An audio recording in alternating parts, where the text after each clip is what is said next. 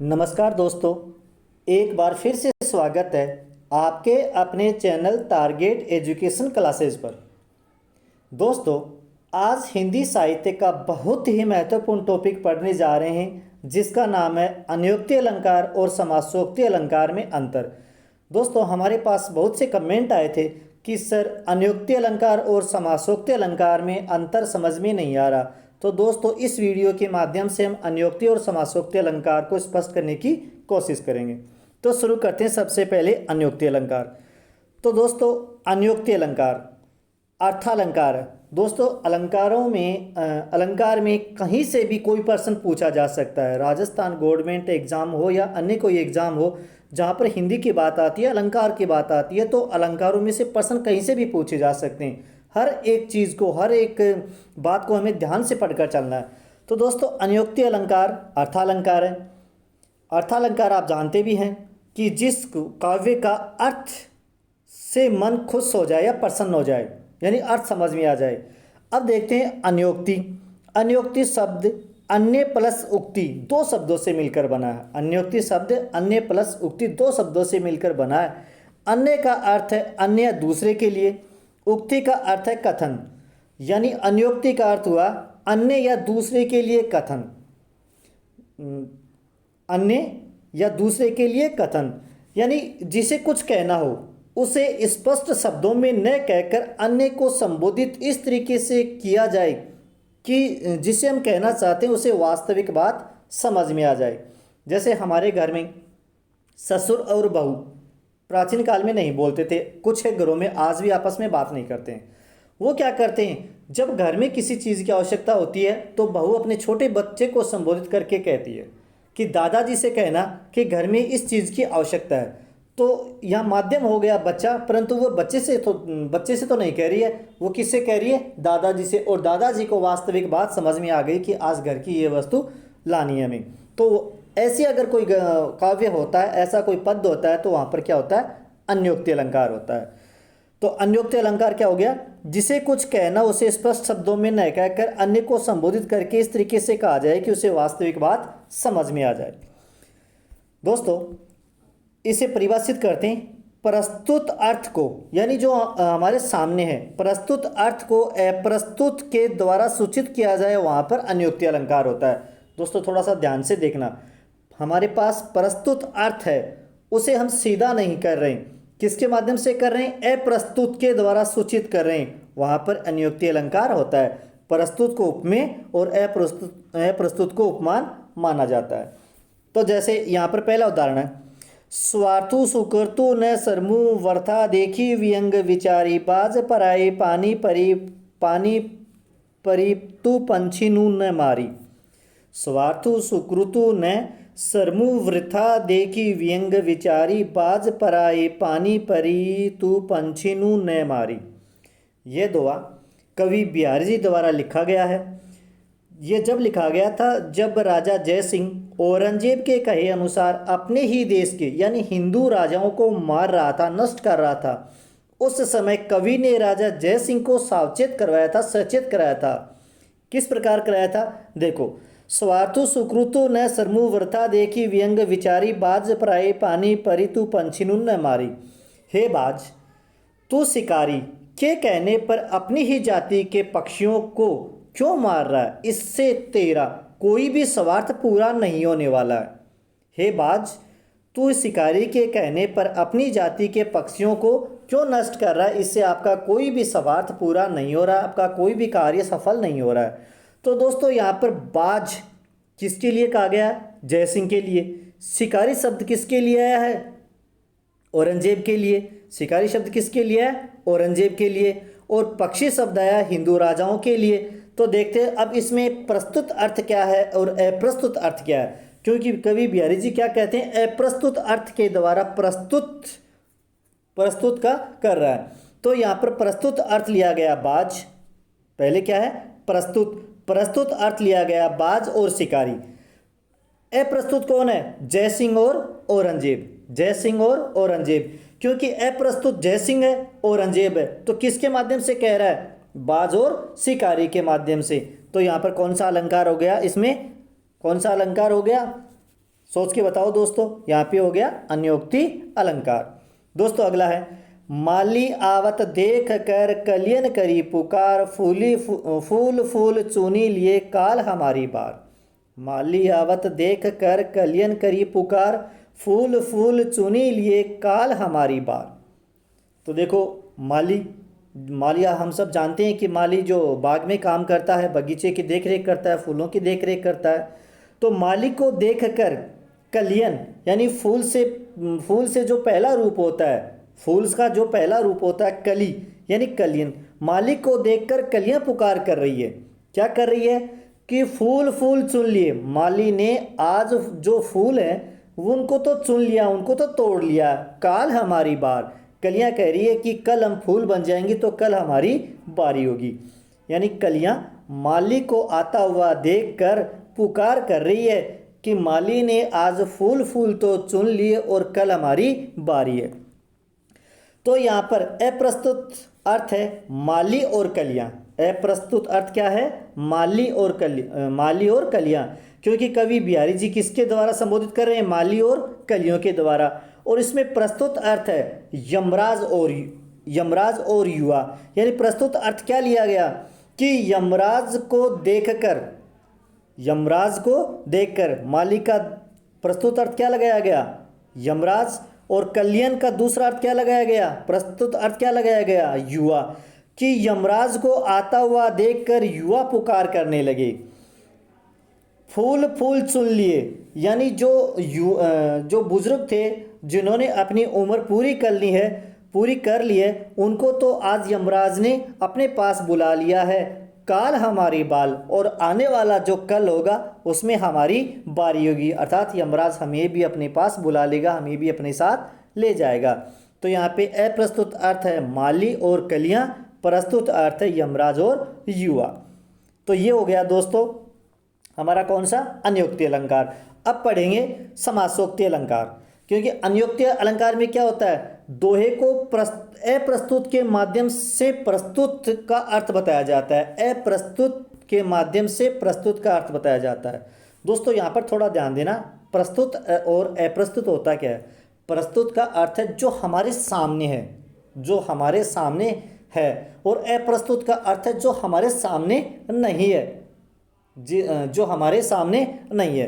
तो दोस्तों यही बातें प्रस्तुत अप्रस्तुत अन्योक्ति अलंकार में थी और यही समासोक्ति अलंकार में होगी। तो यहाँ पे थोड़ा सा ध्यान से देखेंगे। समासोक्ति अलंकार ये भी अर्थालंकार है। अन्योक्ति अलंकार और समासोक्ति अलंकार दोनों ही अर्थालंकार है। समासोक्ति अलंकार समास प्लस उक्ति दो शब्दों से मिलकर बना है। समास का अर्थ है संक्षेप और उक्ति का अर्थ है कथन। यानी समासोक्ति अलंकार का अर्थ हुआ संक्षेप में कथन करना, किसी बात का संक्षेप में कथन करना। तो यहाँ पर दोस्तों देखो, जहाँ वाच्यार्थ के साथ साथ व्यंग्यार्थ भी निकलता हो, यानी वाक्य या कोई काव्य या कोई दोहा जिसे हम पढ़ रहे हैं उसके साथ साथ में एक अर्थ निकलता है और उसी के साथ साथ में उसका दूसरा अर्थ भी निकल रहा है। एक ही वाक्य के दूसरा अर्थ भी निकल रहा है। जहाँ वाच्यार्थ के साथ साथ व्यंग्यार्थ भी निकल रहा है, परंतु वाच्यार्थ की प्रधानता हो। जैसा हम पढ़ रहे हैं, किसी दोहे को हम पढ़ रहे हैं, उसका जो अर्थ वास्तविक अर्थ निकल रहा है उसी की प्रधानता होती है। वहाँ पर कौन सा होता है? समासोक्ति अलंकार होता है। इसकी परिभाषा है, प्रस्तुत के वर्णन में समान अर्थ सूचक विशेषणों के द्वारा अप्रस्तुत का बोध होता है, वहाँ समासोक्ति अलंकार होता है। प्रस्तुत के वर्णन के साथ साथ, यानी कुछ विशेषण ऐसे हो जाते हैं कि अप्रस्तुत का भी बोध होने लगता है, वहाँ पर कौन सा होता है? समासोक्ति अलंकार होता है। तो इसमें दोस्तों उदाहरण देखते हैं। जैसे कुमुदनी हूँ प्रफुल्लित बही सांझ कलानिधि जोई। यहाँ पे प्रस्तुत कुमुदनी यानी कमलनी, प्रफुल्लित प्रसन्नचित, सांझ संध्या, और कलानिधि यानी चंद्रमा। तो यहाँ पर दोस्तों क्या प्रस्तुत अर्थ लिया गया कि सांझ के समय यानी संध्या के समय चंद्रमा को देखकर कुमुदनी यानी कमलिनी खिल उठती है, प्रसन्न उठती है। संध्या के समय चंद्रमा को देखकर कमलिनी खिल उठती है, प्रसन्न उठती है। ये इस पंक्ति का, इस दोहे का, इस काव्य का वास्तविक अर्थ है, प्रस्तुत अर्थ है, क्योंकि प्रस्तुत अर्थ यही है। और इसका अप्रस्तुत क्या लगाया जाता है? वो है कि संध्या के समय कलाओं के निधि तो यहाँ पे कलाओं को निधि चंद्रमा को भी कहते हैं और प्रियतम को भी कहते हैं। किसको कहते हैं? प्रियतम को। जब यही पंक्ति, यही दुआ कोई नायिका बोलती है, नायिका सुनती है, तो वो इसका अर्थ क्या लगाती है कि संध्या के समय कलाओं की निधि यानी प्रियतम स्वामी को देखकर नायिका खिल उठती है कि सांझ के समय सारे दिन भर काम करके, ऑफिस का काम करके जो प्रियतम है वह सांझ के समय घर आएगा और घर उसको आता हुआ देखकर वह नायिका खिल उठती है, प्रसन्न उठती है। तो ये इसका अप्रस्तुत अर्थ है। प्रस्तुत अर्थ है सांझ के समय चंद्रमा को देखकर कमलिनी प्रसन्न उठती है, और अप्रस्तुत अर्थ है कि सांझ के समय कलाओं की निधि यानी प्रियतम को देखकर नायिका खिल उठती है। यहाँ पर भी अनुक्ति अलंकार में अप्रस्तुत के द्वारा प्रस्तुत अर्थ का बोध होता था। यहाँ पर समासोक्ति में क्या हो रहा है? प्रस्तुत के माध्यम से अप्रस्तुत का बोध किया जा रहा है। ऐसे दोस्तों अगला उदाहरण है, मिलहूँ सखी हम तहाँ जाई, जहाँ जाई पुनि आऊब नाही, सात समुद्र पार व देसा, कित्र मिलन कित आब संदेशा। यहाँ पर प्रस्तुत अर्थ है कि पद्मावती के ससुराल जाने का वर्णन है। इस काव्य में पद्मावती के ससुराल जाने का वर्णन है कि मिलू सखी हम तहाँ जाई, हे सखी हम वहाँ जा रहे हैं जहाँ से वापस आया भी नहीं जाएगा, नहीं आ सकते। जहाँ जाई पुनि आऊब नहीं, जहाँ जा रहे हैं पुणे आया नहीं जाएगा। सात समुद्र पार व देशा, यहाँ से सात समुद्र पार व देश है। कित्र मिलन कित आब संदेशा, पता नहीं कब मिलन और कब संदेशा हो। तो यहाँ पर पद्मावती के ससुराल जाने का वर्णन है, परंतु यहाँ पर अप्रस्तुत अर्थ लगाया गया कि मानव के परलोक गमन का, कि मानव परलोक यानी स्वर्ग लोक में जा रहा है, वहाँ पर उसका वर्णन है। वहाँ से कोई भी संदेशा, कोई समाचार नहीं आता है। वह सात समुद्र पार वह देश है। तो यहाँ पे प्रस्तुत अर्थ है पद्मावती के द्वारा ससुराल जाने का वर्णन, और अप्रस्तुत है मानव के परलोक जाने का वर्णन। इसके बाद में थोड़ा सा अंतर करते हैं अनुक्ति अलंकार और समासोक्ति अलंकार में। तो अनुक्ति अलंकार का उदाहरण है, नहीं पराग नहीं मधु मधुर नहीं विकास ई काल, अली कली ही शो बंध्यो आगे कौन हवाल। तो दोस्तों कवि बिहारी जी ने राजा जय सिंह को जब उसने अपना राजकार्य छोड़ दिया था तब बिहारी जी को संबोधित करके लिखा था कि नहीं पराग नहीं मधुर मधु, हे बावरे अभी इस कली पर, यानी अभी इस कली पर नहीं तो पराग है, न ही मधुर मधु है, नहीं इस कली का पूरा विकास हुआ है। अली कलीशो, अभी इस कली से तो बंध गया, इस पर मोहित हो गया, इसके प्रेम पास में बंध गया है, तो आगे तुम्हारा क्या हाल होगा जब ये खिलकर फूल हो जाएगी। तो इसके माध्यम से राजा जय सिंह को समझाना चाहा कि हे राजन हे बावरे, तुमने अभी इस कली से अर्थात नवोदया रानी से अभी तुम इतने मोहित हो गए, तो आगे तुम्हारा क्या हाल होगा, अभी से तुमने अपना राजकार्य छोड़ दिया है। तो इस काव्य को, इस दोहे को सुन करके, पढ़ करके राजा जय सिंह सचेत हो गए, सावचेत हो गए। तो दोस्तों यहाँ पर प्रस्तुत अर्थ है कली और बावरा, कली और बावरे का वर्णन। क्योंकि अनुक्ति अलंकार में क्या होता है, अप्रस्तुत के माध्यम से समझाया जाता है। वास्तविक तो हम सीधा बिहारी जी कह नहीं सकते, राजा जय सिंह जी को सीधा जाकर तो कह नहीं सकते। उन्होंने अप्रस्तुत के माध्यम से यानी कली और भंवरे का माध्यम यानी सहारा लेकर राजा जय सिंह को सचेत करवाया। तो अप्रस्तुत हो गया कली और भंवरा, प्रस्तुत अर्थ है राजा जय सिंह और उनके नवोदया पत्नी की ओर संकेत किया गया है। दोस्तों इसी के साथ में समासोक्ति अलंकार है। एक उदाहरण है, हृदय जन के जो कंठ का हार होता, मुदित मधुकरी का जीवन धार होता, वह कुसुम रंगीला धूल में जा पड़ा, नियति नियम तेरा भी बड़ा कड़ा है। हृदय जन का जो कंठ का हार होता, दोस्तों ये फूल के लिए है कि हृदय जन के जो कंठ का हार होता, ये फूल ऐसा है जो कंठ का गले का हार होता, मुदित मधुकरी का जीवन आधार होता, वह कुसुम रंगीला धूल में जा पड़ा, वह फूल कुछ समय पश्चात धूल में जा पड़ा, नियति नियम तेरा भी बड़ा भाग्य, हे नियति तेरा भी ये नियम बड़ा कड़ा है। तो इसी का दूसरा अर्थ लगाया गया। दूसरा अर्थ है कि हृदय जन के जो कंठ का हार होता, मुदित मधुकरी का जीवन धार होता, वह कुसुम रंगीला धूल में जा पड़ा, नियति नियम तेरा भी बड़ा कड़ा। तो यहाँ पे जो फूल है, यहाँ पे जो फूल है उसका दूसरा अर्थ लगाया गया है युवा के लिए, युवा पुरुषों के लिए, कि जैसे फूल टूटकर गिर जाता है उसी के रूप में युवा की अकाल मृत्यु हो जाती है तो सबकी क्या हालत होती है। हृदय जन के जो कंठ का हार होता, ऐसा युवा, ऐसा व्यक्ति जो सभी के कंठ का हार होता, सभी को मिलनसार होता था। मुदित मधुकरी का जीवन धार होता, वह सबके जीवन का आधार होता।